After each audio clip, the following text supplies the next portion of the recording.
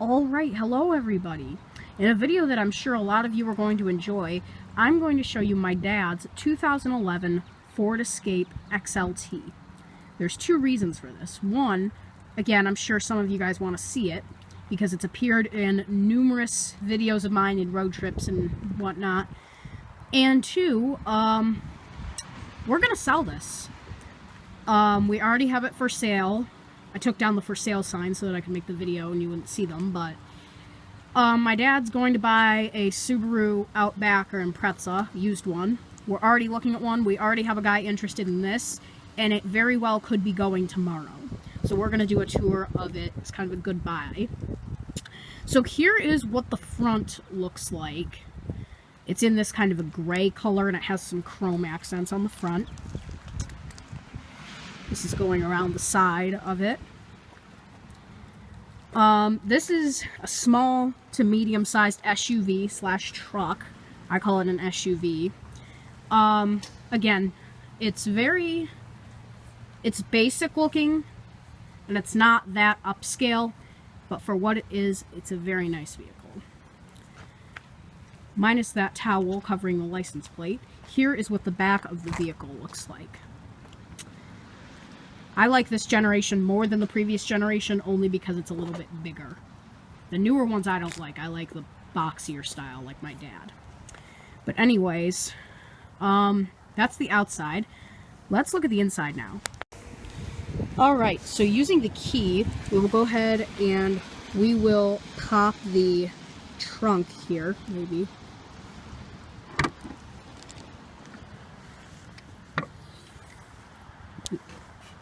There we go. So here is what the little hatch looks like when it's open. This opens so that you can throw something in there if it's small, but you don't want to open the whole tailgate. So you can open it using that. Or there's also this little button underneath here that says glass. It's not going to do it right now because it's locked, but that's what the little hatch looks like. So let's take a look inside the trunk now.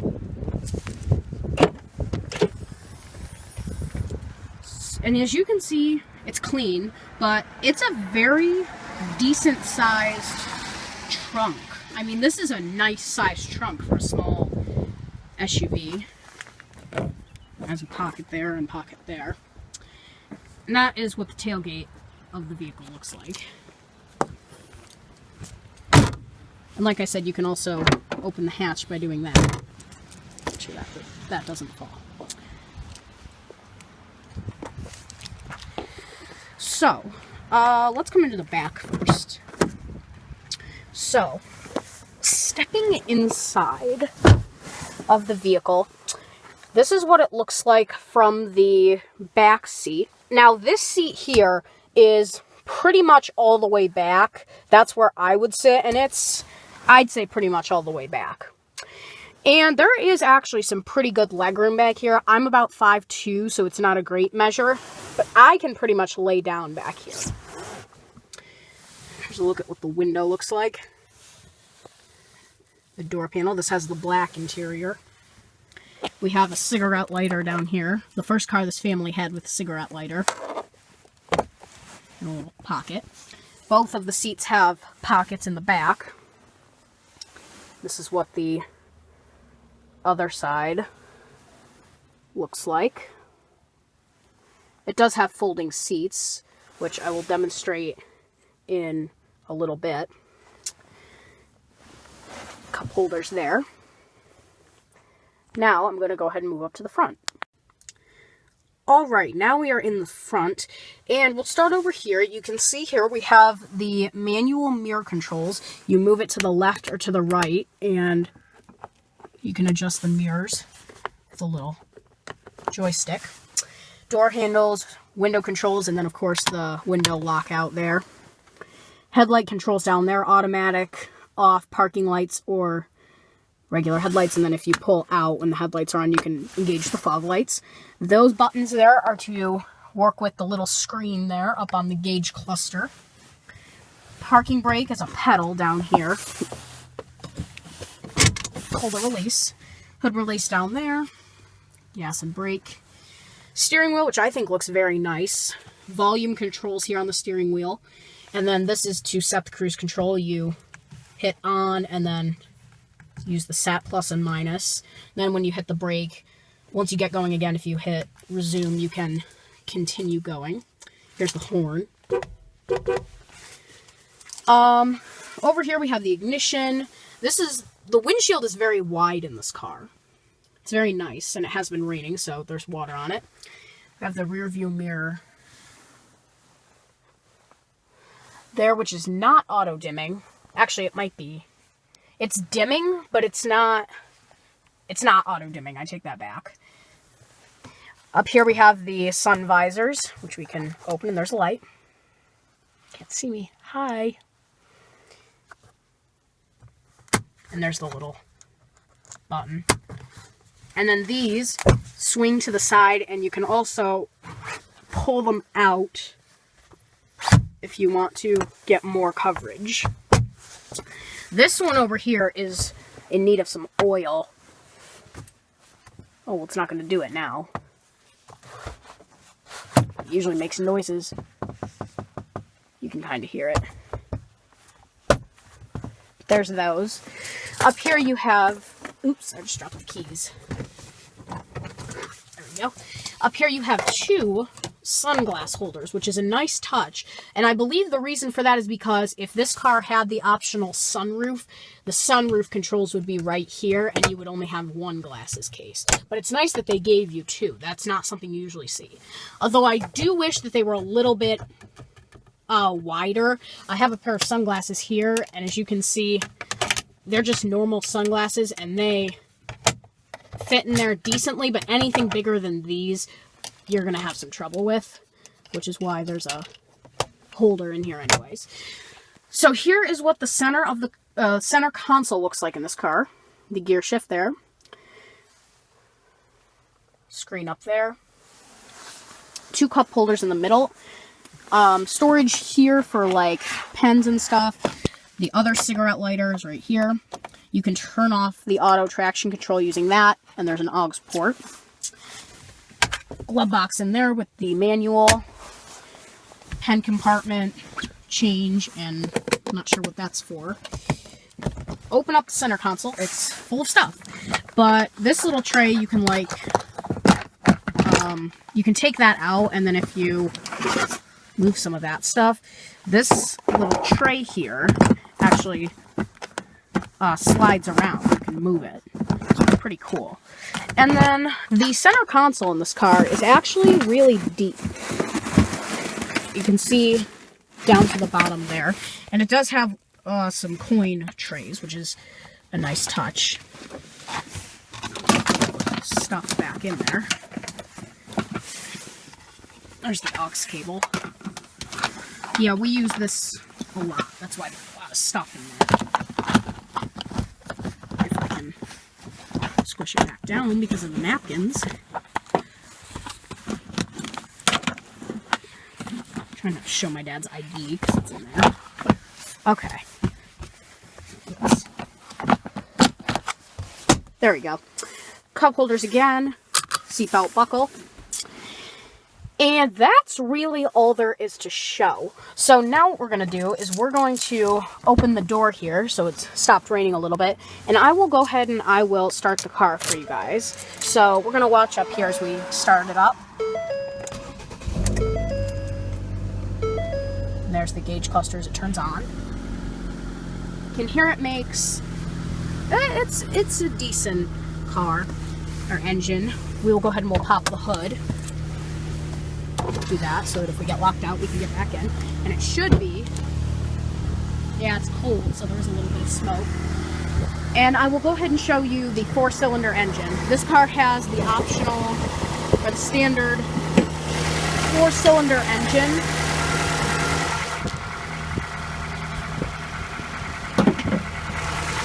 This car has the standard 2.5-liter 4-cylinder engine, not the 3-liter V6, which my dad actually regrets getting a V6. He said this car feels underpowered, and I kind of agree with him. It's pretty quiet.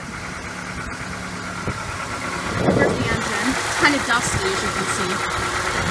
battery terminal there, which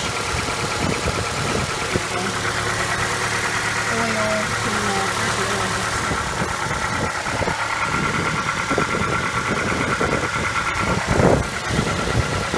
There's your information there.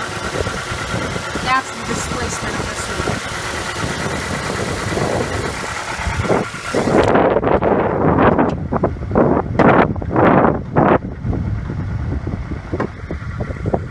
Not an automatic, no, it doesn't have strap. There's the prop rod. Now we'll lock it. We'll go ahead and actually, we'll turn on the headlights too. I don't think I showed you those. So we'll turn those on, and the fog lights that this car has, which as you can see there, when the fog lights are on, that little green indicator comes on. So here, oh, and hazards obviously, which are up here. Here is what the headlights on this car look. Always forgetting something. Let me just cut on the brights for the heck of it. Why not? There we go. There's the brights and headlights. And the fog lights aren't coming on for some reason. Maybe the brights have to be off for the fog lights to come on. There we go. There's the fog lights. And that is what the engine or headlights look like. We'll go around to the back and look at the tail lights. You can see there.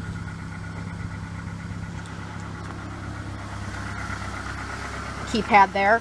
This car does have the feature where if you press the 7 and the 0, it'll lock.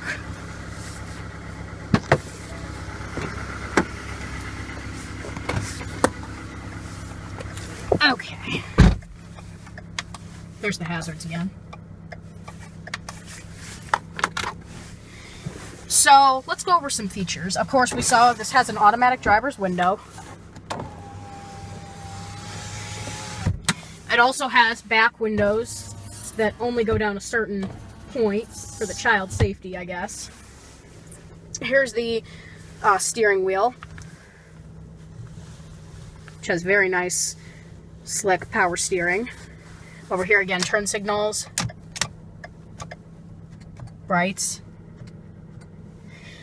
Windshield wipers here, which is a great time to demonstrate them because it's raining. This car has about 5 intermittent settings. There's the wipers and the fast setting. So there is 1, 2, 3, 4, 5 intermittent settings on the wipers, which are controlled through that. And then if you do that, you can go once, and then if you hold it down, it washes the window. It also does this thing called a courtesy wipe. After a few seconds, it'll wipe one more time. And then, of course, the rear wiper controls.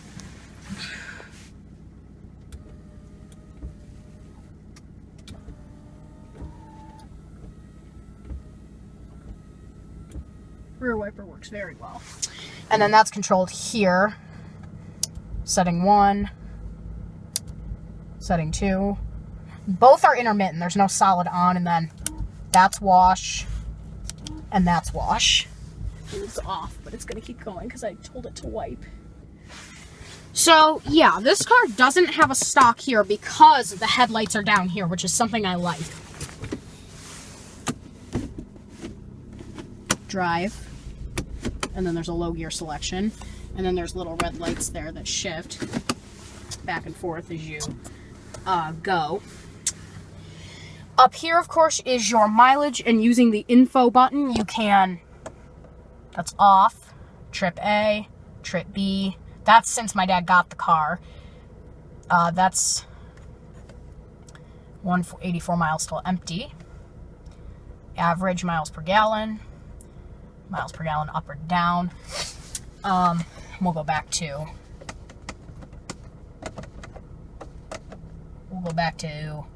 average miles per gallon. That's the mileage that this car has on it, 82,961. And since he got the car, he has put, that's not right. Here you have your tachometer, gas gauge, temperature gauge, speed, And then your little digital control. Compass there, temperature there. And I'll go ahead and show you the radio. This has Sirius, AM, FM, auxiliary, and CD inputs. It's on FM1. And of course you have presets, FM2 presets, and then AM. CD function, which it says no disc. Load if you want to load a CD. Eject. Line means aux, so that's for that. And then Sirius, which is cut off because my dad does not pay for Sirius. Before Sirius and Sirius XM merged, it was like this. This is volume. Power in the middle there. Tuning. With this. Okay, this is play pause for a CD and okay. This is all for like the CD. Set the clock you do for, you gotta hold it down, but you can, I'm not sure how to do it. Sound, you can adjust your sound, and this has to be on. Sound, you can adjust the bass using this. Treble, balance, fade, speed compensation, bass, and then you just hit OK when you're done. So that's what that's for. Down here you have your climate control, which you have lower defrost, upper defrost, rear defrost, upper and lower, and lower. Ah, that feels good. It comes through all of these, and this is really fogging up in here. Like that. You have AC, recirculation, which, and then maximum AC, of course. If you really wanted, you could really blast some, cold AC. And I thought that AC had to be on if you wanted to recirculate, but I guess not. So that is what the center console of this car looks like. Do that just because. Down here you have your overdrive button. I didn't mention that. And that's really it. Oh yeah. This goes back and forth between presets.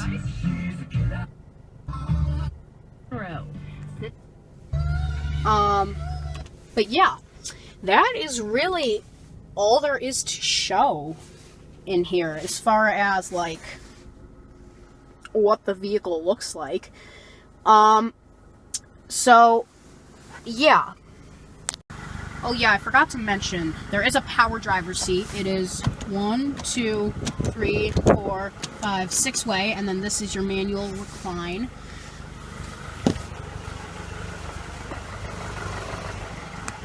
The passenger seat is manual, recline is there, and then you control it using that. Adjustable seatbelt, sorry, it's out of focus. And your headrest, which you can raise, and then if you push both that button and that secret button, you can lift it off. So, yeah. Here's what the driver's area looks like from the passenger seat. Let me shut that door. Alright, that's better. Forgot to show you, we have dome lights up here and map lights, and there's a little dial right there that, doing this from the passenger side, adjusts also, the headlights have to be on, it adjusts the dimness of the headlights on the top. If you look closely, look at that. You can adjust brightness. And then there's a click on the end that when you click it, the dome lights turn on. So I forgot to show that.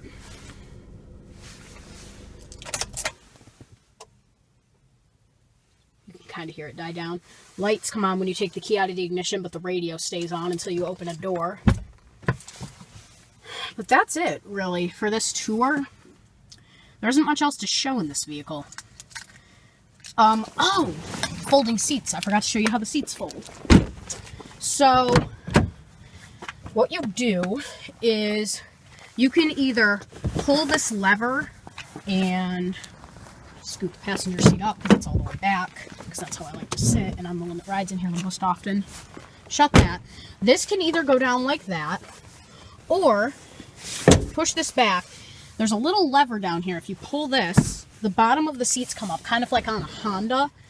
Those go up, and then if you take off this rear headrest and pull this, the seat folds flat completely.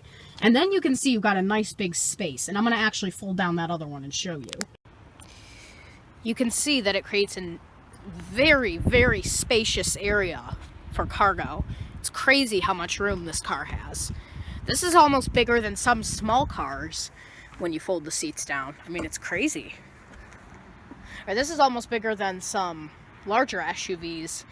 Like this is a little bit bigger than I think the space you'd get in a minivan, and then you fold the third row seats down minus the 2 seats.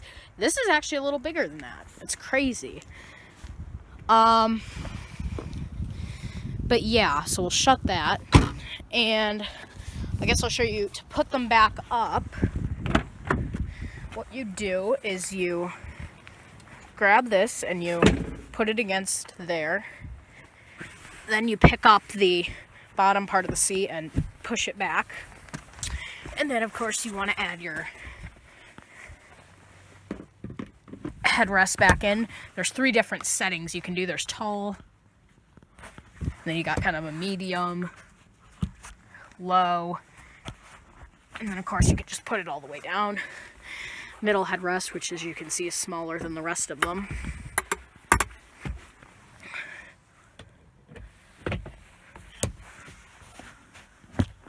Go. And oh yeah, so if you do that on, oh yeah, and you want to make sure the seatbelt buckles are up too.